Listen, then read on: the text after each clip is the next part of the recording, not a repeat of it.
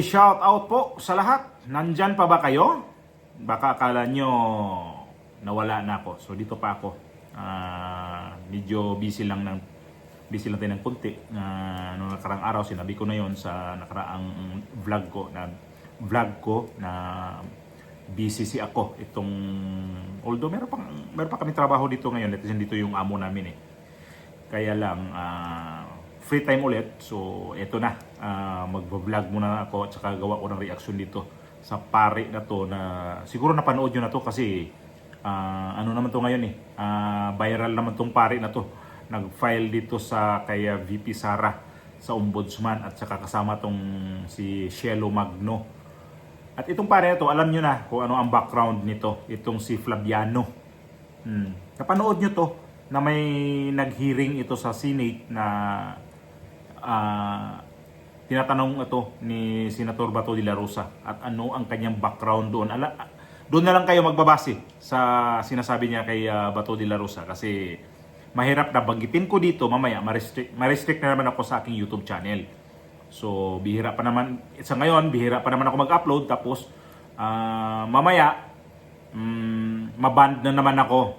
Kaya pasensya kayo na hindi ko to mabanggit. Pero alam nyo na kung anong ibig sabihin nitong pari na to na sa loob pa lang ng, sa kanyang edad pa lang na 15 years old, ay isa na siyang, alam nyo na kung ano yon ha? Nag-aluminum foil itong pari na to. Kapag itong pari na to, halimbawa nagmimisa to tapos nagsisimba, ayaw ko talaga to. Kasi sa halip na magmimisa to na parte sa Panginoon ang kanyang ihumili, baka parte pa sa mga sa mga ano bang tawag niyan eh, kadimunyuhan na naman ang itawag nitong pare na to eh. Kasi alam natin kung ano ang nito eh, ano ang kanyang pakay ngayon. So imbis na ang simbahan ngayon na nakikita ko na dapat ipagdasal ang Pilipinas sa nangyari ngayon, pero ito siya ibaliktad eh. O shout out muna tayo. Itong vlog na to, wala akong video ipapalabas ha. O shout out muna tayo dito kay Ma'am Jana Flores. Maraming salamat po sa inyo, Ma'am. Kay Ma'am Clarita Untulan, kay Ma'am Elizabeth Angeles, kay Ma'am Merlin Sagario at kay Marilyn Valiente. Marami po salamat sa inyo mga madam na nandyan po kayo sa ating YouTube channel at lagi kayong sumusuporta. Kahit na nakita nyo naman ang ating nanonood sa ating vlog pakunti. Pero wala akong pakialam sa views ha.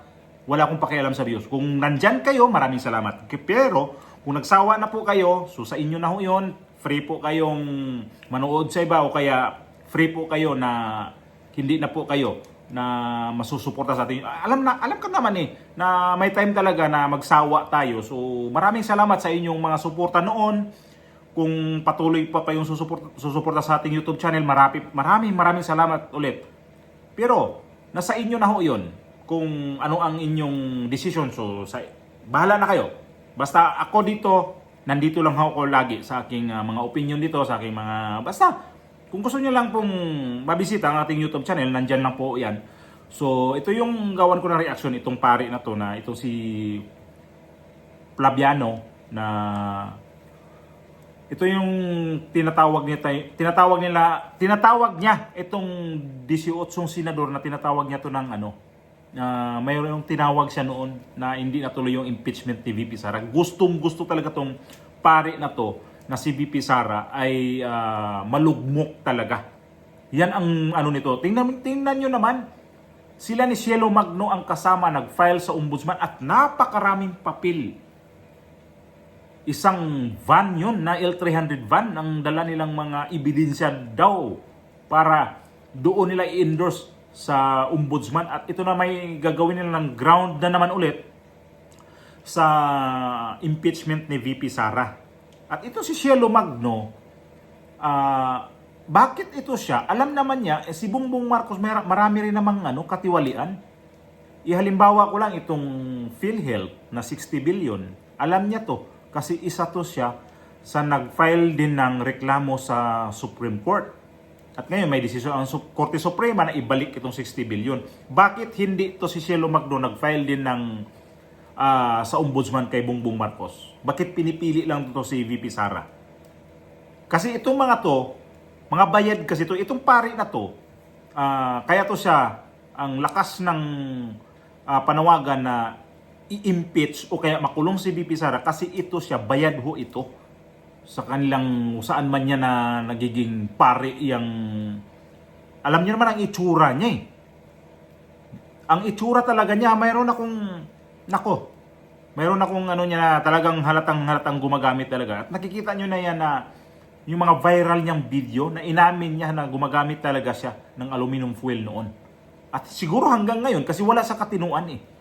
Sabi ko nga, dapat itong pari na to na mag-ipagdasal itong Pilipinas na sa hirap na ngayon ang sitwasyon, andyan pa rin sila na gusto talaga nilang durugin ang mga Duterte. Hindi pa sila talaga na wala naman talaga sila ibang nakita na kung sino dapat ang kanilang dudurugin ngayon. Na samantalang itong administrasyon na to, ang daming mga katiwalian, ang daming palpak, ang daming hindi magandang ginawa. Pero ang kanilang tinatarget pa rin VP Sara. Dahil ito sa 600 plus million. Samantalang si Bongbong Marcos, ilang bilyon ang gikawat inimbuangan eh. Tapos, ang kanilang, ngayon, nag-file ng kaso sa ombudsman, halata na to eh. Na talagang ayaw nila na si VP Sara umabot pa ng 2028 kasi alam nila talaga pagdating na 2028, kapag mag-eleksyon, mananalo si VP Sara, ito sila, mawawala to sa eksena. Eh ako ba naman, noon sabi ko sana si VP Sara kapag nanalo, sana kapag hindi na naman siya gumanti sa mga to, pero ako ganito na ginaganito niyo na ako, ay naku, gagantihan ko kayo. Filean ko rin kayo ng kaso. Ginawa niyo sa akin, halimbawa, ginawa ni VP Sara, yung ginawa nila kay VP Sara, filean dito ng kaso ni VP Sara pag siya magiging presidente. Mga walang hiya na talaga eh. Pati pare. Itong pare ng Katoliko, mayroong mga pare naman dyan na matitino eh. Diretsuin ko na, itong si Father Ubod. Ang tino itong pare na to. Pero itong pare na to, na sobra talagang ang kapal ng pagmumukha talaga nito. Kita nyo naman, ay nako, yung mga nag-subscribe sa akin dito ng mga INC, pasensya na itong pare na tong Katoliko, mayroon pa isa dyan na kalbo. Ang kakapal ng mga pagmumukha nito mga pare na to. Halata talaga mukhang pera. Kasi, siyempre, eto sila, imbis na atupagin nila na ipag-pray ang buong Pilipinas, ang ginawa pa nila, lalo pa nang ginugulo ang mga sitwasyon ngayon. Kung to sila, kung pantay talaga, kung hindi sila bias, dapat si Bongbong Marcos filean din nila ng kaso. Kapag ganito ba, kita naman natin eh, na politika itong lahat. Sabi ko gusto ko mag-react nitong pare na to kasi kahapon ba yun nung sabi ko, wala kasi kung time kahapon, sabi ko, baka bukas, ngayon, nagkaroon ako ng time ng konti, sabi ko, gawin ko nga to ng reaction tong pare na to, na ito na naman, umiipal na naman. At ito na naman ang kanilang preparasyon, itong sa 2028 na, itong 2026 na impeachment, na iplano na naman na maghain sa House of Representatives. Ito na naman sila eh. Ito si Shelo Magno.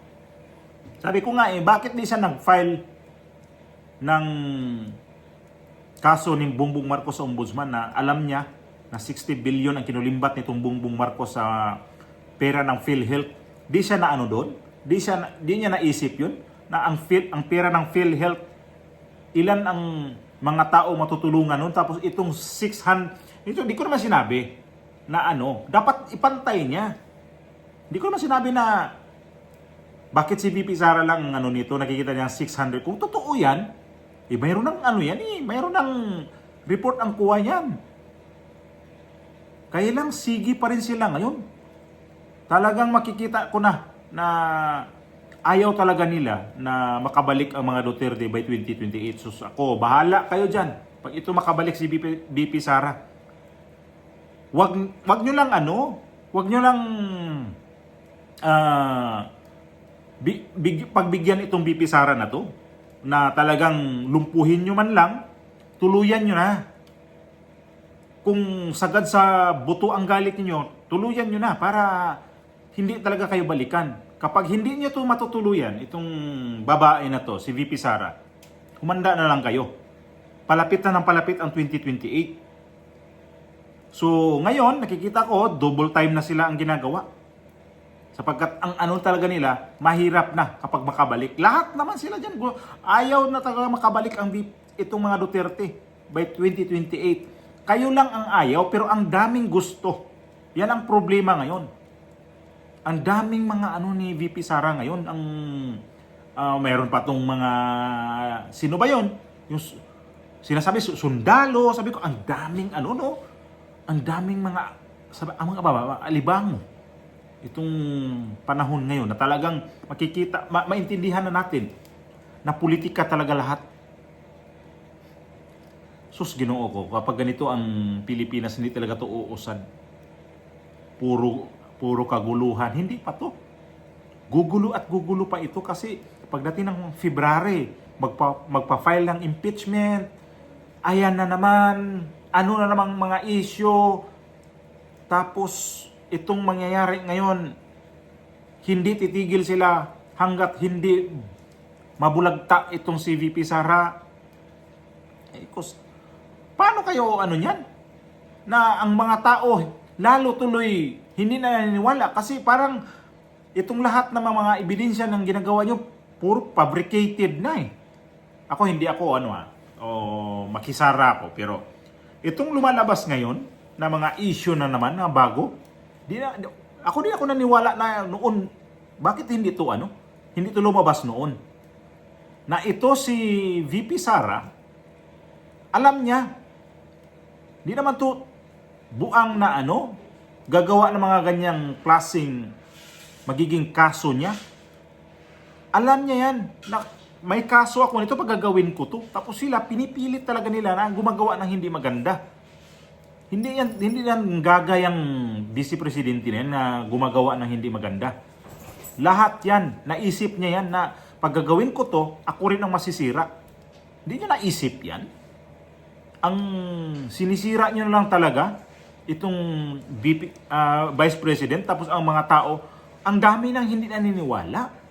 Dumaan na nga yung midterm election, anong nangyari sa mga kandidato ng itong kay Bongbong Marcos.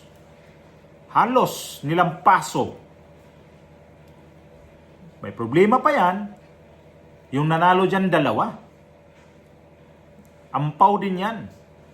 So, sa ganito ba ngayon, maniniwala pa ba karamihan sa mga tao na nangyari ngayon sa Pilipinas na puro na lang Duterte?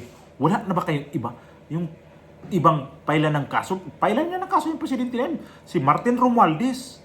Kasi yan ang mga yan ang mga anay ngayon sa Pilipinas, yung mga yan. Itong si Bongbong Marcos, anak niya, nasa House of Representatives. Nabubulol ako. House of Representatives, isa yan sa nagpapatakbo ngayon dyan sa House of Representatives. Majority leader eh. So kontrolado niya ang mga congressman lahat dyan. Nawala lang ang kanyang tiyuhin na speaker, andyan siya. Ano bang connection niya kay Bongbong Marcos? Tatay niya. So malakas siya. Buti nga dito ginawang Speaker of the House kasi parang pangit at tingnan. Kaya lang, itong nangyayari ngayon, nasa atin na yan. Kung naniniwala pa ba tayo sa mga pinagbabato nitong mga issue ngayon dito sa mga Duterte kasi mukhang overacting na eh. OA na talaga. Hindi nakapanipaniwala yung iba. So, ito, tama yan. Finailan niya ng kaso. Pagdating sa ombudsman yan, ay di doon natin makikita kung ano talaga. Kung yung isang van na yun, yung mga ebidensya na in-endorse nyo doon sa ombudsman, titingnan natin kung anong magiging outcome nitong sa kaso ni VP Sara. Yan talagang gusto nila, lumpuhin talaga. Tapos ang masaklap pa nito, pare pa. Tapos isa pang tibo na kasama niya, na alam niya man niya na si Bongbong Marcos grabing katiwalian. Tapos ang pinailan ng kaso, itong vice presidente. Million versus billion. Ewan ko sa'yo, Cielo Magno at saka itong paring Flaviano na to. May mga ok yata ulo nito. Mga ipis ba? Ano kayo mga utak nito mga tao na to? Sus, mga anay kayo sa sa bansa ng Pilipinas na yan. Mga pinag-aralan naman kayo, pero gamitin niyo yung pinag-aralan niyo, hoy. Yung presidente na walang kwenta, kayo rin wala rin kayong kwenta. Imbis na ang kaso para sa nakikita natin ngayon na totoong may dapat kasuhan, divert ang istorya.